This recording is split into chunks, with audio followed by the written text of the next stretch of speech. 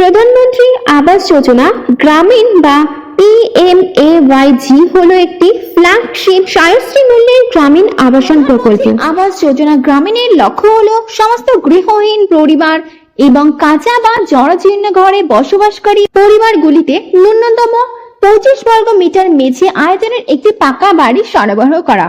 সহায়তাটি 3টি পৃথক কিস্তিতে সরাসরি সুবিধাভোগীর ব্যাংক অ্যাকাউন্টে জমা হয়, অর্থাৎ প্রথমে 60,000 টাকা, দ্বিতীয়বার 50,000 টাকা এবং তৃতীয়বার 10,000 টাকা প্রদান করা।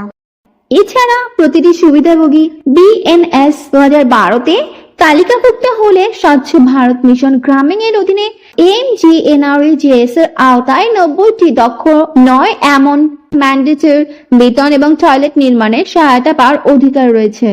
যেহেতু PUBLID-L ইতিমধ্যে MRTGOI দ্বারা প্রস্তুত করা হয়েছে, সেই সুবিধাভোগী যাদের নাম ইতিমধ্যে তালিকা অন্তর্ভুক্ত রয়েছে তাদের সহায়তার জন্য আর আবেদন করার প্রয়োজন নেই। এই অগ্রাধিকার তালিকার ভিত্তিতে প্রতি আর্থিক বছরে ঘরগুলি বিভাগ অনুসারে অনুমোদন দেওয়া হয়।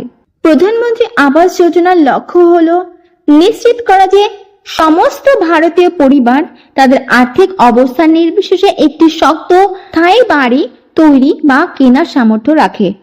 শহরে আবেদনকারীর জন্য 2.5 লক্ষ টাকা এবং গ্রামীণ সুবিধাভোগীর জন্য সরকার কর্তৃক 3 লক্ষ টাকা প্রদান করা হয়।